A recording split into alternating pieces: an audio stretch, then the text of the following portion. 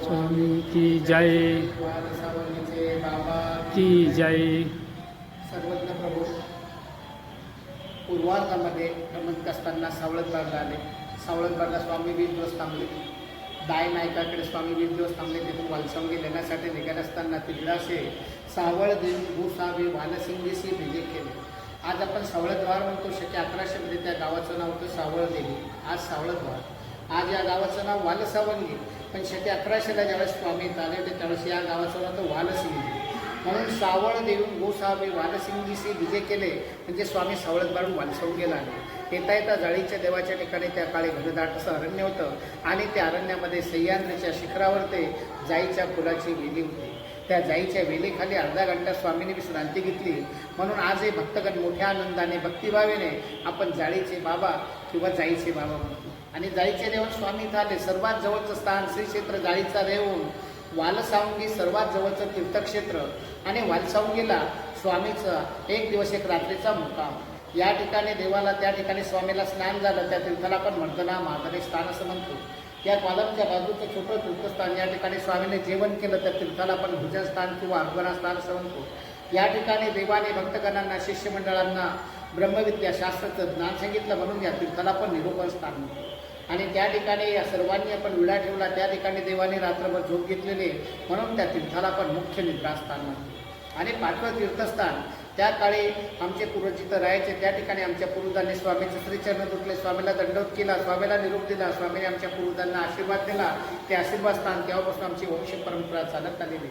अनंत कोटी उपकारे सर्वज्ञ प्रभूची काशा चरणांची तीर्थ. सकाळी 4 वाजेला उठले. 4 ते 5 पर्यंत देवाचे शिवना. 5 वाजेला आरती. 9-10 वाजेला उलटी उपार. 12 वाजेला आरती. संध्याकाळी 7ला आरती. 9 वाजेला निद्रास्थानाला गादी. 10 वाजेवर चरणांकी स्थानाची सेवा. याच्यापेक्षा काय भक्ती पाहिजे. आणि रात्री कोणी मुक्कामे धर्मबंधू धर्मबंधू साधू संत कोणी मुक्कामाले मंदिरात झोपता कुठून आले जेवण करा. कारण माझ्या स्वामीने कर्मापेक्षा धर्माचं नातं श्रेष्ठ सांगितले. स्थान प्रसाद भिक्षुक वासने 4ही साधनाचं सेवादास्य स्वामी आमच्याकडून करून घेत आहेत. म्हणून अनंत कोटी उपकारे स्वामीचे. आशीर्वाद दिल्यावर स्वामी इथं आले. इथून स्वामीनं तपोवनला जाण्याचं ठरवलं.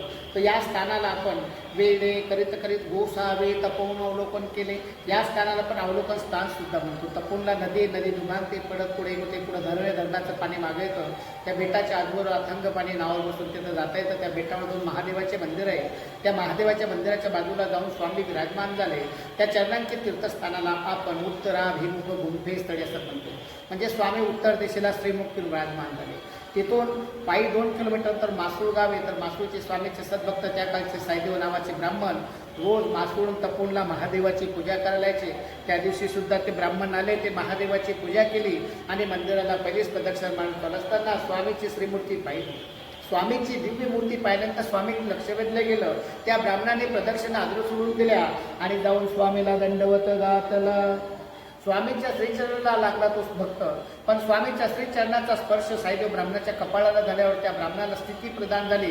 त्याला साक्षात्कार झाला. त्याला समजलं की आज आपल्याला परब्रह्म परमेश्वराने भेट दिली. आणि तो ब्राह्मण देवापुढे हात जोडून रडायला लागला. देवा परब्रह्म परमेश्वरा, मला जो मी कलियुगामध्ये भेट दिली, माझ्या जीवनाचा उद्धार झाला.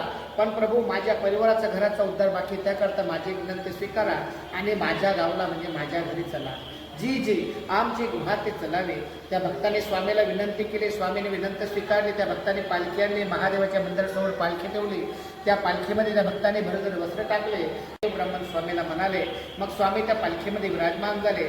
तर त्या पालखीच्या चरणांकित तीर्थस्थानाला आपण दांडी अरुड स्थान म्हणतो. दांडी म्हणजे धरायची दांडी आणि अरुड म्हणजे स्वामी पालखीमध्ये विराजमान झाले. स्वामी विराजमान झाल्यावर सायदेव ब्राह्मण स्वामीच्या पालखी पुढे चालत स्वामीचा जय जयकार करीत स्वामीला मासूळ गावाला घेऊन गेले. मासूळला गेल्यानंतर त्या ठिकाणी स्वामी 5 दिवस थांबले. पण त्या भक्तांनी आणि परिवाराने त्याच्या विनंती केली की देवा प्रभुराया महाराजा, मला आणि माझ्या परिवाराला तुमचं 5 दिवसाचं संविधान मिळालं, पण हेच संविधान आम्हाला 1 महिन्याचं पाहिजे, त्याकरता आमची परिवाराची विनंती स्वीकारा. त्या ठिकाणी स्वामींनी त्या भक्ताची आणि परिवाराची विनंती स्वीकारली आणि तिथं स्वामी मासरूळला 1 महिना थांबले. आज गावाच्या मध्यभागी भव्य असं मंदिर आहे. आजचं मंदिर त्या काळी मातीच्या गडीवर त्या साईदेव ब्राह्मणाचं भक्ताचं घर होतं. त्या भक्ताने 1 महिना नित्य देवाला सकाळी मंगल स्नान, आरोग्य, अष्टांगपूजा, निद्रा, भोजन त्याच्याकडून जेवढं घुमटं घडायचं तेवढं घडून घेतलं आणि गावाच्या गटात ते पण त्याला आपण वनदेव किंवा मळ्यातला देव म्हणतो मासरूळला. ते त्या काळचं साईदेव ब्राह्मणाचं शेत. त्या शेतामध्ये रोज संध्याकाळी साईदेव ब्राह्मण स्वामीला शेतात घेऊन जायचे. आंब्याच्या झाडाखाली साईदेव ब्राह्मण आसन टाकायचे. आसनावर स्वामी विराजमान झाले की साईदेव ब्राह्मण स्वामी पुढे हात जोडून बसायचे आणि रोज संध्याकाळी मळ्यामध्ये 1 महिना साईदेव ब्राह्मणाने आपल्या स्वामीकडून ब्रह्मविद्या शास्त्राचं ज्ञान घेतलेलं आहे. म्हणून मळ्यातल्या स्थानाला आपण विहरणी स्थान असं म्हणतो. वालसंगी तपोन मासुळे पायी अंतर 4 किलोमीटर आहे आणि वालसंगी तपोन मासुळ या 3 ठिकाणची लीळा एका ओवीमध्ये ती अशी येते. वस्ती श्री वालसिंगी, वस्ती म्हणजे स्वामीचा मुक्काम आणि त्या काळी या गावाला वालसिंगी म्हणायचे. स्वामी इथं आले ते त्यावेळेस वालसिंगी, आज आपण वालसावंगी म्हणतो.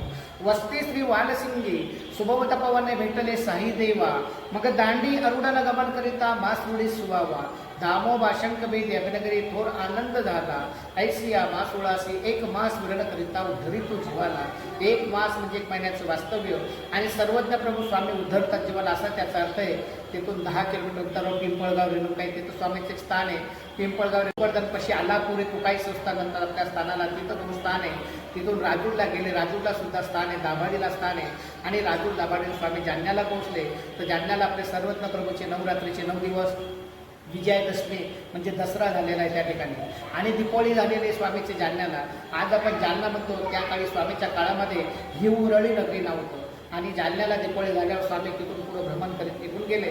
अशी आमची परिसरातली सर्वत्र श्री चक्रधर स्वामी राहायची वेळ आहे. भगवान श्री चक्रधर स्वामी की जय. श्री वालसंगी बाबा की जय. दंडवत दंडवत दंडवत दंडवत दंडवत. मी मदन मुनी पुजारी बाबा वालसंगी, श्रीक्षेत्र वालसंगी त्या ठिकाणी व्यवस्थापक आणि पुजारी या स्थानाचे तुम्हाला दिल्या स्थानाची चांगली प्रसन्नतेने श्रवण करा आणि जाळीचे जाऊन फक्त 10 किलोमीटर अंतरावर वालसंगी श्रीक्षेत्र वालसंगी स्थान इथं 5 चरणांचे तीर्थस्थान मी तरी देवाच्या तीर्थस्थान वंदनाचा लाभ घ्या. दंडवत प्रणाम. दंडवत.